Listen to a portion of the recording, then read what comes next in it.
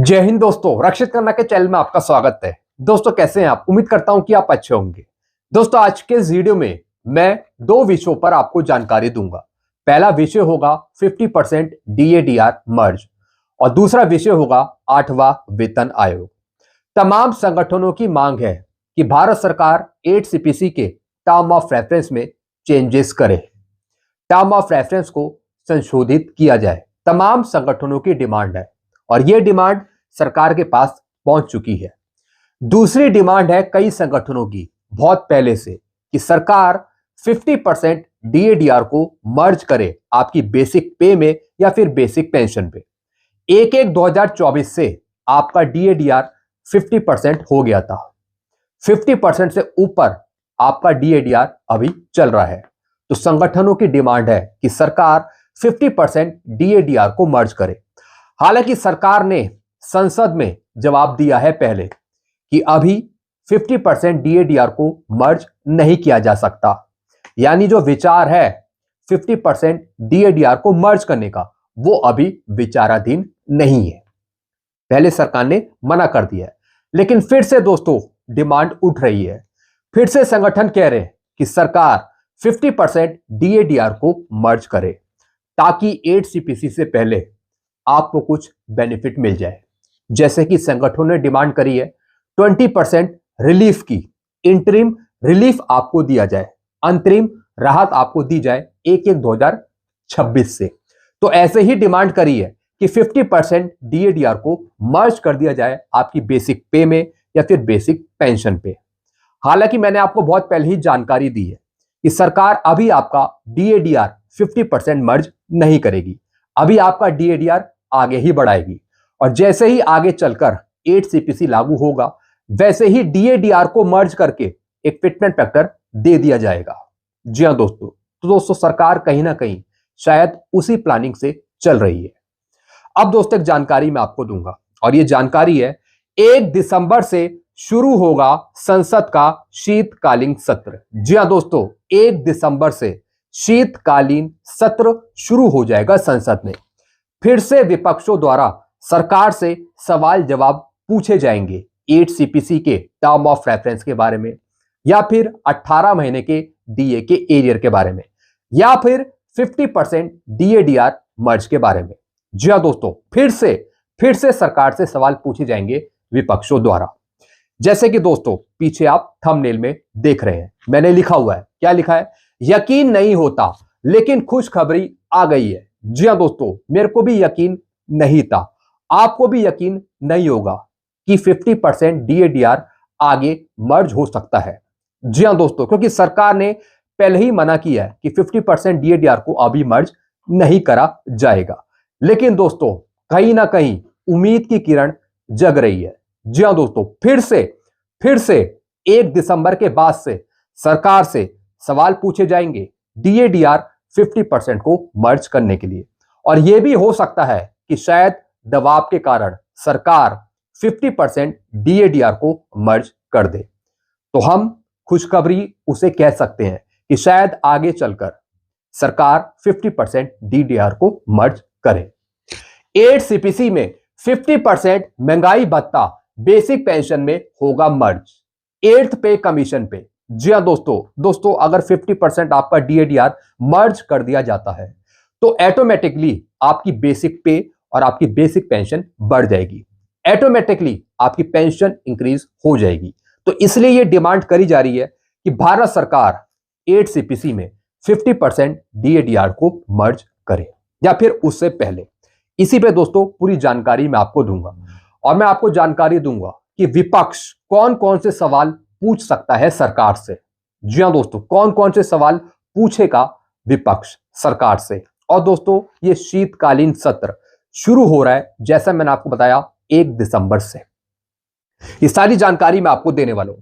Video में आगे बढ़ने से पहले एक छोटी सी अपील मैं आपसे करूंगा, और अपील है चैनल सब्सक्राइब की। देखने में आया है काफी पुराने पेंशनर्स हैं और नए पेंशनर्स हैं जो वीडियो तो देख रहे हैं लेकिन अभी तक उन्होंने चैनल को सब्सक्राइब नहीं किया। ऐसे कितने पेंशनर्स हैं? सिर्फ 34%। तो दोस्तों मैं आपसे अपील करता हूं कि जितने पेंशनर्स ने चैनल को सब्सक्राइब किया है उसका परसेंटेज है 65%। तो इस परसेंटेज को आप 100% तक पहुंचाइए चैनल को सब्सक्राइब करके, क्योंकि इस चैनल के माध्यम से, वीडियो के माध्यम से आपको सटीक ऑथेंटिक जानकारियां ही दी जाती है। तो फटाफट सबसे पहले आप चैनल को सब्सक्राइब कर लीजिए। चैनल सब्सक्राइब करना आपके लिए फ्री में है, वीडियो देखना आपके लिए फ्री में है। तो दोस्तों सारी सर्विस आपके लिए फ्री में है। तो सारी जानकारियां पाने के लिए, सर्विस पाने के लिए आप चैनल से जुड़ जाइए, चैनल को सब्सक्राइब कर लीजिए। चैनल का नाम है रक्षित खन्ना। चलते हैं दोस्तों, अब जानकारियों में आगे बढ़ते हैं। 1 दिसंबर से शुरू होगा संसद का शीतकालीन सत्र। संसद में होगी सरकार पर सवालों की बौछार। सरकार को जवाब देना पड़ेगा सरकारी कर्मचारियों और पेंशनर्स की मांगों को लेकर। विपक्ष करेगा सवाल सरकार से। जी हां दोस्तों, जो विपक्षी हैं वो सवाल करेंगे सरकार से। अब कौन सवाल करेगा ये मैं आपको बता देता हूं। समाजवादी पार्टी के सांसद श्री आनंद भदौरिया जी शीतकालीन सत्र के पहले दिन यानी 1 दिसंबर को 8वें वेतन आयोग के गठन से संबंधित प्रश्न पूछेंगे। जी हां दोस्तों, सबसे पहला प्रश्न होगा 8 सीपीसी के टर्म ऑफ रेफरेंस का, जो सरकार ने पेंशनर्स का जिक्र नहीं किया 8 सीपीसी के टर्म ऑफ रेफरेंस में, या फिर अनफंडेड स्कीम के बारे में लिखा हुआ है। तो इन सब पर सवाल जवाब होंगे सरकार से। क्या सरकार 8 सीपीसी का फायदा पेंशनर्स को नहीं देगी? तो यह सरकार भी क्लियर करेगी, इसका जवाब भी सरकार देगी। फिर दोस्तों अगला सवाल होगा डीएडीआर विलय 50% डीएडीआर को मर्ज कर देना। क्या सरकार 50% डीएडीआर को मर्ज करेगी या नहीं करेगी? अगर करेगी तो उसकी समय सीमा क्या है, कब तक मर्ज कर देगी? अगर नहीं करेगी तो फिर कारण पूछा जाएगा सरकार से। फिर दोस्तों अगला मुद्दा है, अगला सवाल होगा तत्काल राहत। 20% इंटरिम रिलीफ दिया जाए पेंशनर्स को, फैमिली पेंशनर्स को 1/1/2026 से, जब तक सरकार 8 सीपीसी को लागू नहीं करती।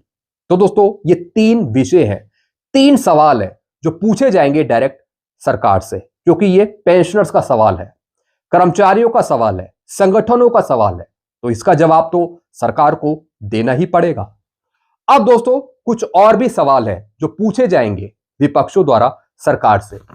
8 सीपीसी पर सरकार से सवाल, टर्म ऑफ रेफरेंस में बदलाव करने के लिए। जी हां दोस्तों, तमाम संगठनों की डिमांड है कि 8 सीपीसी के टर्म ऑफ रेफरेंस को चेंज किया जाए, पेंशनर्स का उल्लेख किया जाए, और जो अनफंडेड स्कीम के बारे में लिखा हुआ है उस लाइन को हटाया जाए। तो यह प्रश्न भी सरकार से पूछा जाएगा।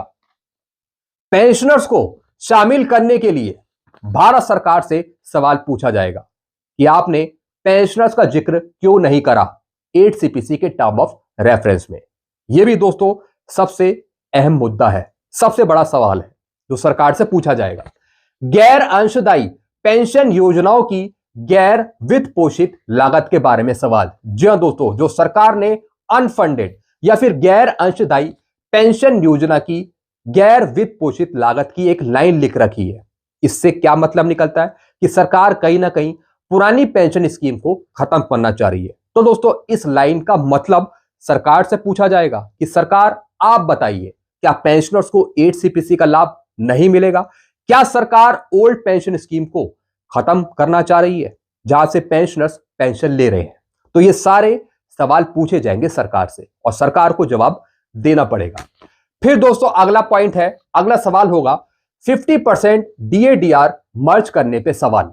सरकार के मौजूदा डीएडीआर का फॉर्मूला वास्तविक खुदरा मुद्रास्फीति के साथ मैच नहीं कर रहा। जी हां दोस्तों, यानी दोस्तों जो इन्फ्लेशन रेट है, जो महंगाई है, उसके हिसाब से सरकार डीएडीआर में बढ़ोतरी नहीं कर रही। सिर्फ 2%, 3% या फिर 4% की बढ़ोतरी हो रही है। लेकिन इन्फ्लेशन के जो आंकड़े हैं, मुद्रास्फीति के जो आंकड़े हैं बाहर, वो कुछ और बयां कर रहे हैं। तो यानी फॉर्मूले में गड़बड़ी है, फॉर्मूले में कुछ ना कुछ गड़बड़ी है। इन्फ्लेशन के हिसाब से आपको डीएडीआर नहीं दिया जा रहा हर एक 6-6 महीने में, बल्कि इन्फ्लेशन के हिसाब से आपको बढ़ा हुआ डीएडीआर मिलना चाहिए 5% से ऊपर। तो दोस्तों यह सवाल भी पूछा जाएगा सरकार से कि इन्फ्लेशन को देखते हुए, मुद्रास्फीति को देखते हुए सरकार हर एक 6-6 महीने में ज्यादा डीएडीआर क्यों नहीं बढ़ा रही। यह सवाल भी पूछा जाएगा। इन्फ्लेशन, महंगाई के आंकड़े अलग है और सरकार डीएडीआर की वृद्धि कम कर रही है। जी हां दोस्तों, इन्फ्लेशन और महंगाई के आंकड़े अलग है, उसके हिसाब से तो डीएडीआर ज्यादा बढ़ना चाहिए और सरकार बढ़ा रही है सिर्फ 2%, 3% या फिर 4%। ऐसा क्यों? तो यह सवाल भी वाजिब है जो पूछा जाएगा सरकार से।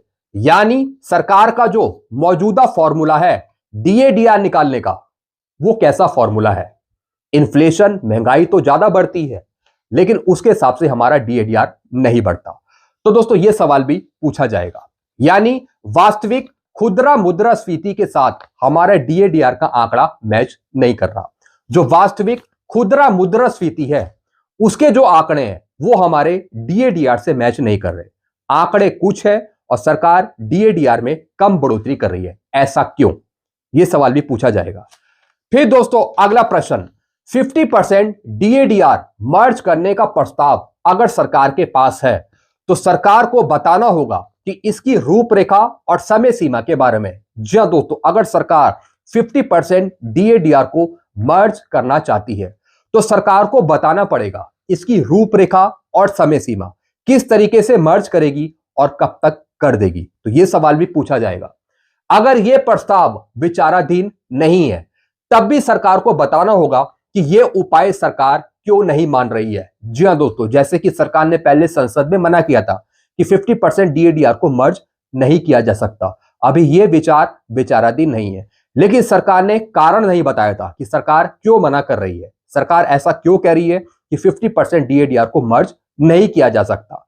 अगर सरकार अभी भी मना करती है, तो सरकार को कारण बताना होगा कि किस वजह से सरकार मना कर रही है। तो यह सवाल भी पूछा जाएगा सरकार से। फिर दोस्तों अगला, मुद्रास्फीति की भरपाई करने के लिए 50% डीएडीआर मर्ज होना जरूरी है। जी हां दोस्तों, मुद्रास्फीति के जो आंकड़े हैं वो लगातार कम हो रहे हैं। 10% से नीचे, 9% से नीचे मुद्रास्फीति की दर चल रही है। तो दोस्तों कहीं ना कहीं उसको देखते हुए 50% डीएडीआर को मर्ज करना चाहिए सरकार को, क्योंकि सरकार को आर्थिक नुकसान कुछ भी नहीं है। अगर हम ये बोलें कि सरकार को नुकसान हो रहा है, आर्थिक नुकसान हो रहा है, तो ऐसा कुछ भी नहीं है। सब कुछ है सरकार के पास, इकोनॉमिक कंडीशन भी अच्छी है, पैसा भी बहुत है सरकार के पास। बस जहां बात कर्मचारियों को, पेंशनर्स को देने की बात आती है, वहां सरकार पीछे हट जाती है, जो कि गलत बात है। तो दोस्तों मुद्रास्फीति की भरपाई करने के लिए 50% डीएडीआर को मर्ज होना जरूरी है।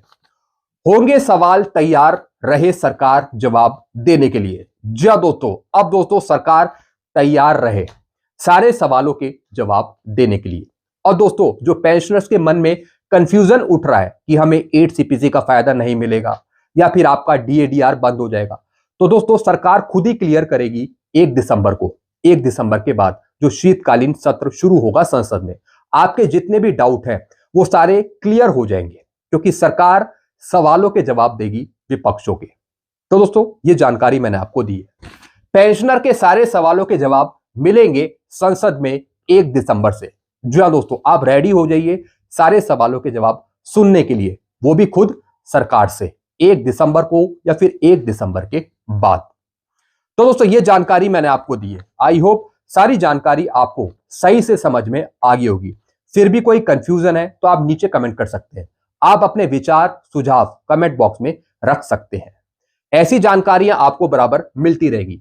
सारी जानकारियां पाने के लिए आप चैनल से जुड़ सकते हैं, चैनल को सब्सक्राइब कर सकते हैं। चैनल का नाम है Rakshit Khanna. Thank you so much.